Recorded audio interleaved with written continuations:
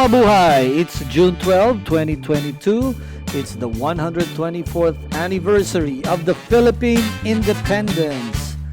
And Filipinos from all over the USA have gathered together here in Woodside, Queens to witness a momentous event. Finally, an avenue co-named as Little Manila Avenue. Halika mga kabayan, panoorin natin ang mga kaganapan dito sa inauguration nito. At narito na po ang mga Pinoy kahit umuulan. Ayan.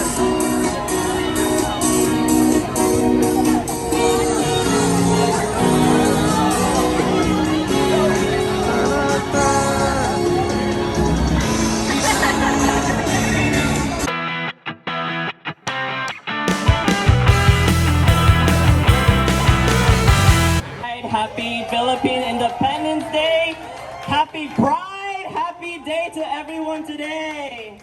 Anniversary of the Philippine independence from Spain. But it also marks 2022 as the year our community names this very avenue, Roosevelt Avenue and 70th Street, to be co-named Little Manila Avenue.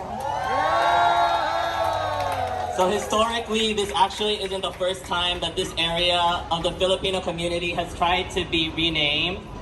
Hold on, we'll also give a pause during train breaks. Para sa Pilipinas, para sa inang bayan, nandito ang puso natin.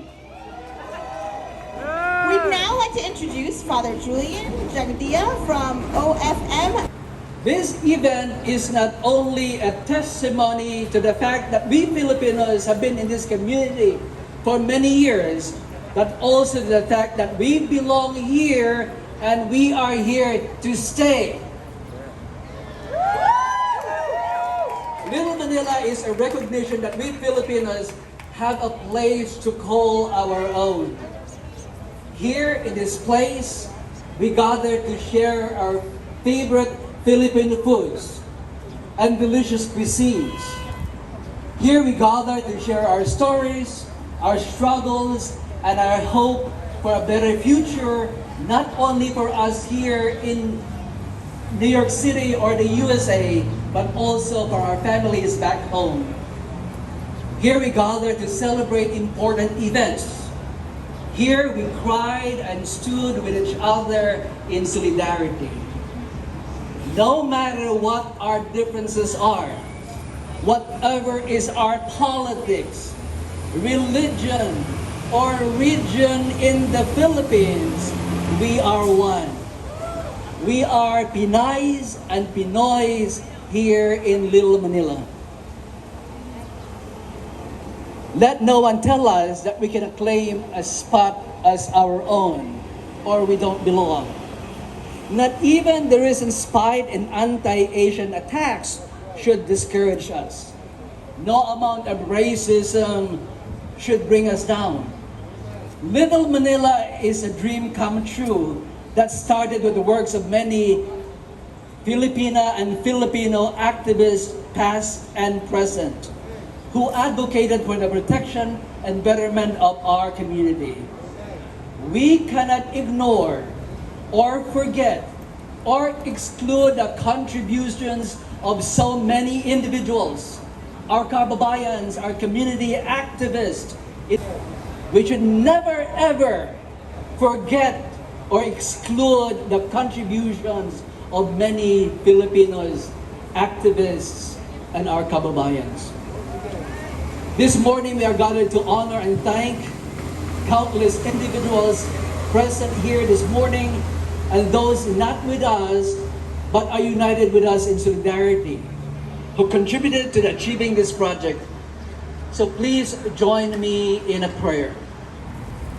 God give us the courage to overcome anything and everything that divides us, the strength to face racism and discrimination. Empower us to live not in fear, but in your hope. And finally, guide us on the path of peace, kapayapaan at kabutihan para sa lahat. In the name of all who love peace, justice, and mercy, we pray. Amen. Amen. Mabuhay ang Pilipinas! Mabuhay! King, everybody say Little Manila Avenue. Little Manila Avenue! And they all went to school here too. And I'm also one of the Filipino nurses who work in New York City. Back in the 70s, the highlight of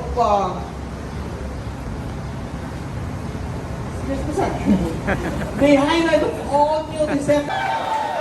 Salamat po. Done. It's out. Like somebody else asked me, they were like, "Oh, how does this remind you of home?" And for me, this is home. That's right. I grew up here. I moved back here. My kids go to school here. This is part of who I am. I know you're anticipating this countdown, but this historic event with Roosevelt Avenue being formerly co-named, the impact and the influence of Filipinos here in this neighborhood. Sampo, siyam, wala, pitlo, anim, lima, apat, tatlo, dalawa, isa, zero!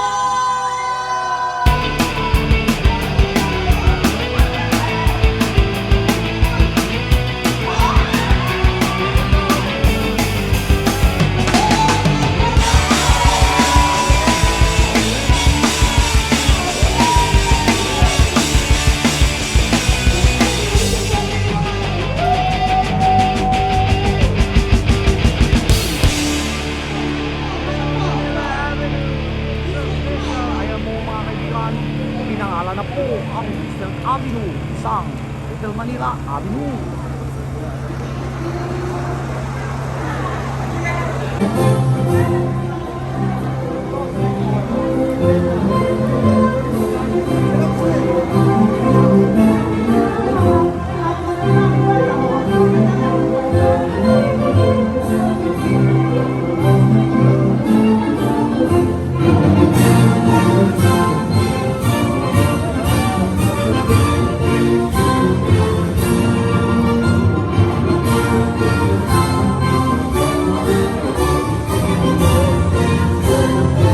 Back in 2021, when we saw that change petition for Little Manila Avenue, let us also continue to take in our hearts to continue different campaigns and serve one another.